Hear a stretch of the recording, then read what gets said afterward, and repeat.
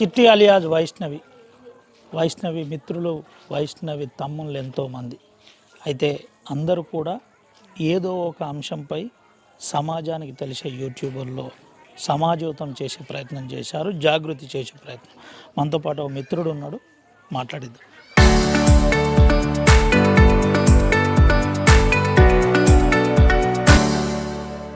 మిత్రమా, ఏం చెప్తావు ఈ అంశంలో? ఆల్రెడీ తెలుసు, సోషల్ మీడియాలో మస్తు వైరల్ అవుతుంది. 2 తెలుగు రాష్ట్రాలలో మన వైషమ్యది మారి మోగిపోతుంది. ఇది ఇట్లనే డ్రాప్ చేయకుండా ఆపకుండా వేరే అమ్మాయికి మన దేశంలో జరగకుండా, మన 2 తెలుగు రాష్ట్రాల్లో మన దేశంలో ఎక్కడైనా ఇది జరగకుండా ఉండాలంటే అతన్ని ఖచ్చితంగా చట్టం నిర్ణయం తీసుకోవాలి. అతను ఖచ్చితంగా చట్టం ఏదో ఒక న్యాయం చేయాలని ఇంకా మనస్ఫూర్తి కోరుకుంటున్నా. డైరెక్ట్ ఒకటే విషయం చెప్పాలంటే, ఒకటే పాయింట్లో చెప్పాలంటే ఏంటంటే, మన దేశంలో ఉన్న ఆడవాళ్ళందరూ సంతోషంగా ఉండాలంటే చట్టమే ఎన్కౌంటర్ కానీ ఉరిశిక్ష కానీ తక్షణమే చేసిరనుకో, బయట ఎవరైనా మగవాళ్ళు చేయాలనుకున్నా, రేప్ కేసులు రేప్ చేయాలనుకున్న వాళ్ళకి థాట్ వచ్చినా కూడా ఇటు సన్నివేశాన్ని చూసి ఆగిపోతారని నేను అనుకుంటున్నా. ఖచ్చితంగా మీరు ఆగకుండా ప్రతి ఒక్కరూ జస్టిస్ ఫర్ వైషు అని ఖచ్చితంగా యూట్యూబ్లో కానీ ఎక్కడ పడితే అక్కడ దీన్ని షేక్ చేసినామనుకో ఖచ్చితంగా మా వైషమ్యకు న్యాయం జరుగుతుంది.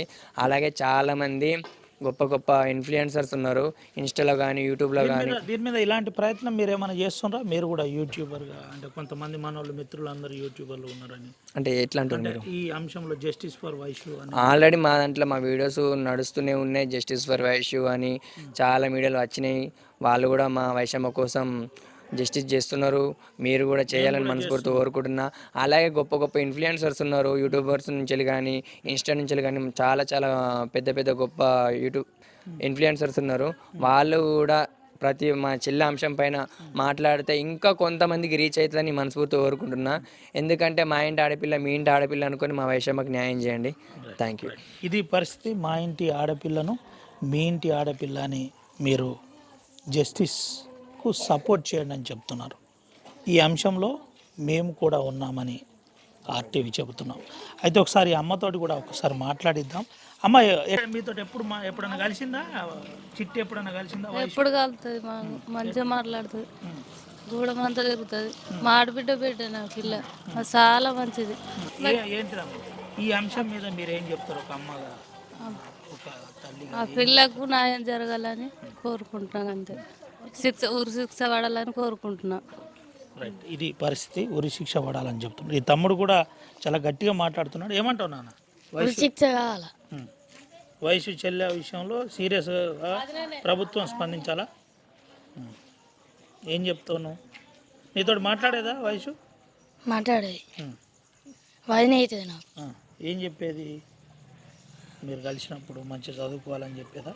చెప్పేది అలాకు అలా డాడీ పనుకోడా, పనికాయ పాడు.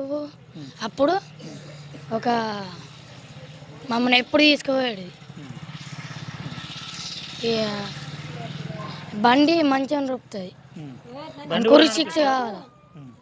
రైట్, ఇది పరిస్థితి. అయితే ఖచ్చితంగా ఎవరైతే చంపిన హరి ఉన్నాడో, హరితో పాటు ఈ కేసులో ఉన్న దోషులందరికీ ఉరిశిక్ష పడాలని చెబుతున్న పరిస్థితి కనబడుతుంది.